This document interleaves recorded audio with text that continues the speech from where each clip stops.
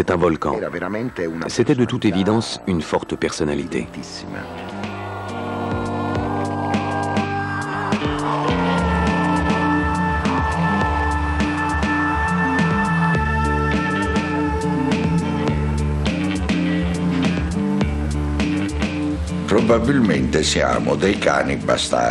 Nous sommes probablement des chiens bâtards.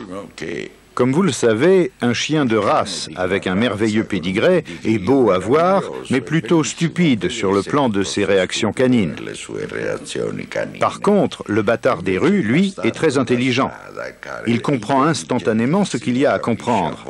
Et les chiens siciliens en particulier, parce qu'ils sont doublement bâtards.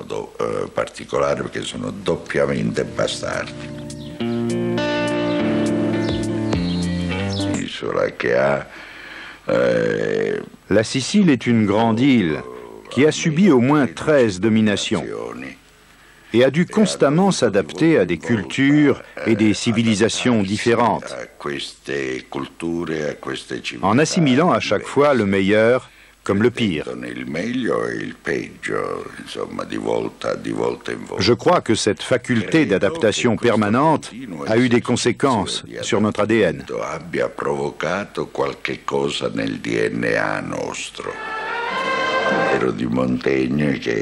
Il y a une très belle pensée de Montaigne disant que celui qui n'a pas peur de la mort, celui qui apprend l'idée de la mort, désapprend l'idée de la servitude. Ce qui revient à voir la mort comme un entraînement, une éducation à la liberté. C'est une très belle pensée.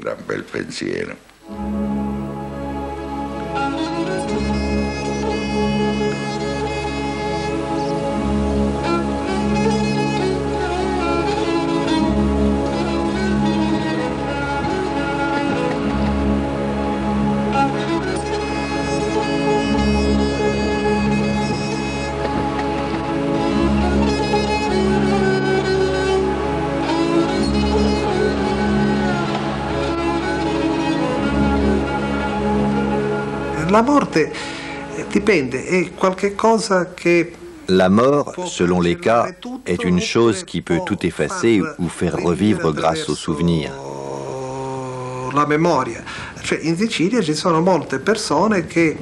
En Sicile, beaucoup de gens, en raison de cet individualisme si cher aux Siciliens, s'efforcent de laisser une trace pour ne jamais mourir.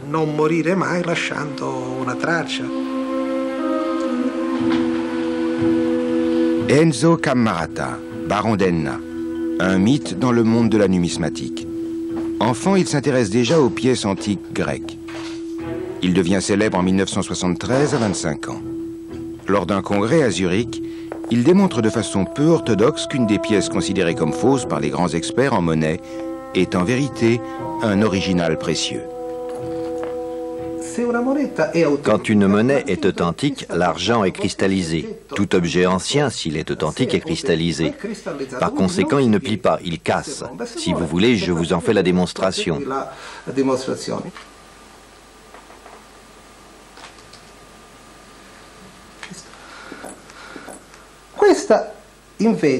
Celle-ci, en revanche, est authentique. Regardez bien ce qui se passe.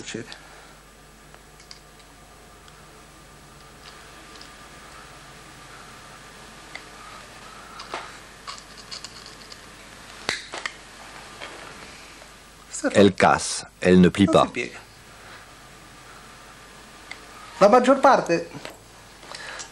Hélas, la majorité des collectionneurs ont de fausses pièces dans leur collection. Il affirme que c'est la seule manière de vérifier l'authenticité d'une pièce antique. Celle qui a servi à la démonstration est abîmée, mais elle ne valait pas plus de 10 €, nous rassure-t-il. D'ailleurs, il en existe un nombre incalculable, comme des faux.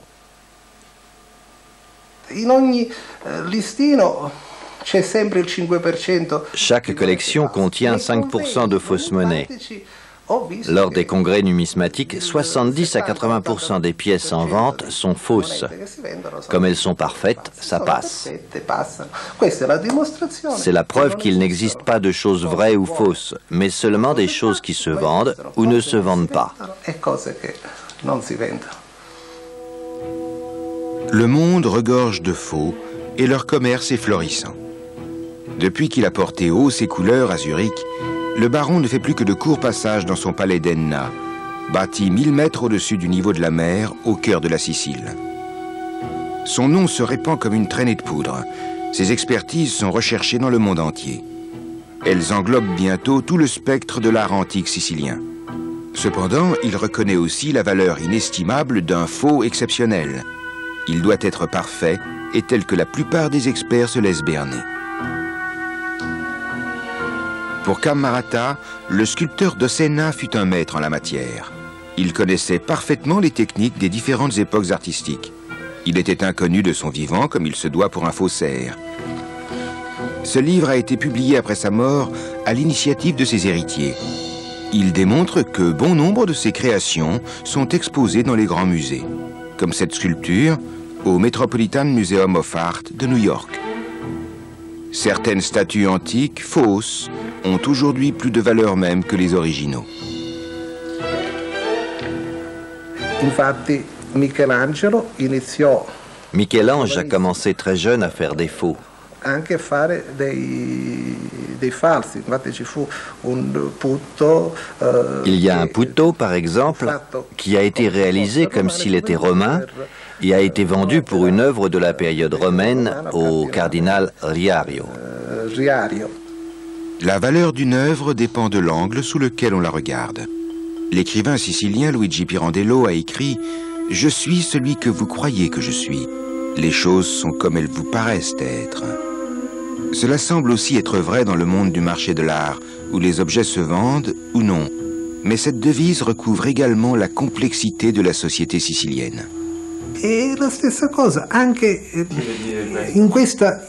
C'est la même chose avec cet entretien. Les gens se feront une certaine idée de ma personnalité, si bien qu'on peut m'appliquer la phrase de Pirandello « Je suis ce que les gens croient que je suis ».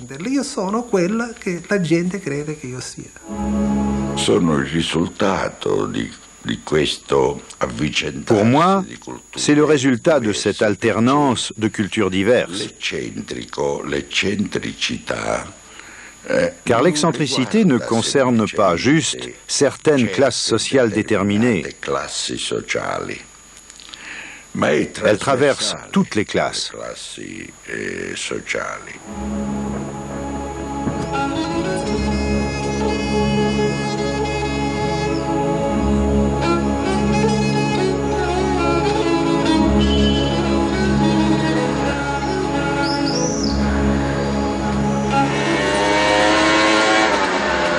Enzo Cammarata, marchand et collectionneur d'œuvres d'art, expert renommé pour les faux antiques et les artefacts. Comme beaucoup de Siciliens, le baron d'Enna voue une passion à sa patrie. Enfant dans les années 50, il assiste de très près, dans son environnement immédiat, à la découverte et à la mise à nu de sites importants de l'Antiquité. L'histoire, pas celle d'Emmanuel, l'histoire palpable. Cela l'a influencé, a influencé sa conception du temps. Non si può dire che il passato rivive. On ne peut pas dire que le passé revit en nous ou en moi dans le présent. En fait, le passé fait partie de notre présent, surtout avec ce qu'il y a à considérer ici. Les villes romaines de Casale, les cités de Morgantina, Taormina, Syracuse. Pour nous, Siciliens, elles font partie du présent parce que ce sont des sites, des monuments qui sont intégrés au contexte de notre vie. Pendant les grandes vacances à Morgantina, colonisée par les Grecs dans l'Antiquité, Enzo Cammarata est témoin presque quotidiennement de nouvelles découvertes. Une autre trouvaille sensationnelle est faite sur la place Armerina, les mosaïques romaines de la Villa del Casale. Stupéfiante, l'intemporalité des objets ludiques et sportifs et la modernité des vêtements des dames.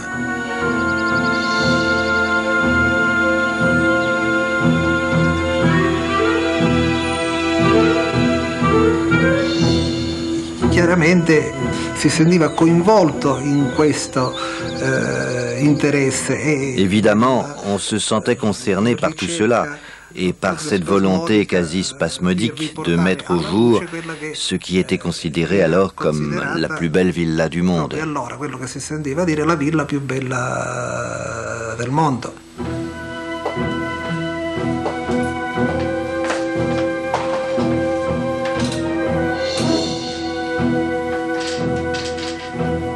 Camarata est un enthousiaste, un amoureux des belles choses. Il collectionne avec passion, même les bijoux, de tous les styles, de toutes les époques, avec une prédilection pour la Sicile. Ce faisant, il bénéficie de ses attaches culturelles. Il nous présente fièrement une singulière acquisition proposée lors d'une vente aux enchères chez Christie's à Rome, non comme un original, mais comme copie. L'offre la plus basse était de 500 €. Ça, c'est une des choses qui me plaît le plus. Ce n'est pas un simple camée romain, mais probablement le seul et unique portrait de l'empereur Druze. On le voit surtout à son nez, un peu écrasé. La monture aussi a quelque chose d'exceptionnel, car elle a été réalisée au XVIe siècle, à l'époque de la Renaissance. Il a obtenu ce camée datant du 1er siècle après Jésus-Christ pour 5 000 €. D'après Camarata, sa valeur véritable est au moins de 100 000 €.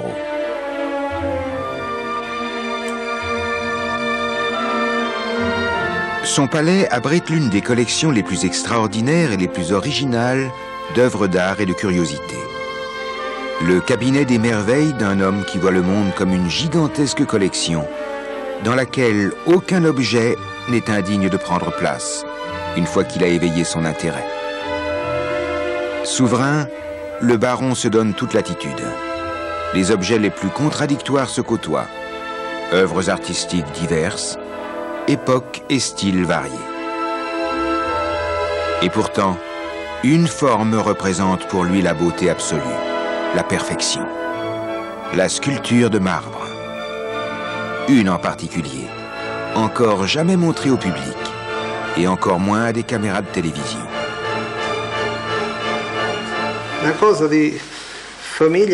Voici un des objets de famille les plus intéressants qui soient.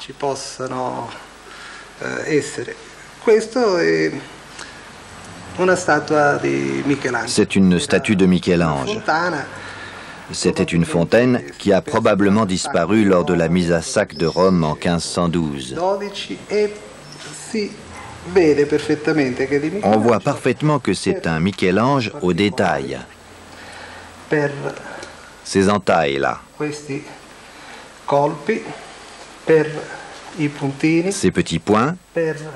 Ces points qu'on distingue ici. C'est la technique de Michel-Ange, ce petit point-là aussi. C'est le secret de Michel-Ange, cette patine qui ressemble à de la céramique. Les surfaces ont été polies et traitées avec des plantes spéciales, afin de donner ce lustre particulier à la sculpture.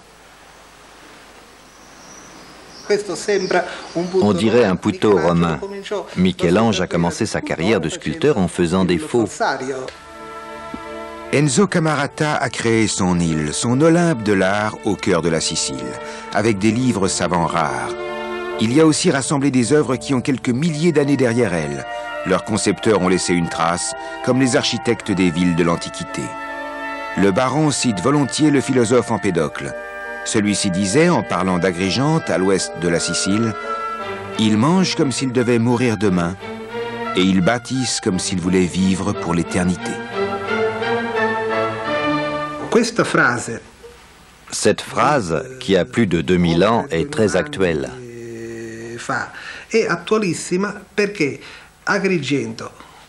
Parce qu'Agrigente, qui est aujourd'hui la dernière province d'Italie, ou en tout cas l'avant-dernière, ou l'antépénultième, est surtout connue pour la vallée des Temples et pour ce que ces gens ont construit il y a 2500 ans. Elle est très actuelle parce que celui qui a construit les temples d'Agrigente n'est pas mort et ne mourra pas.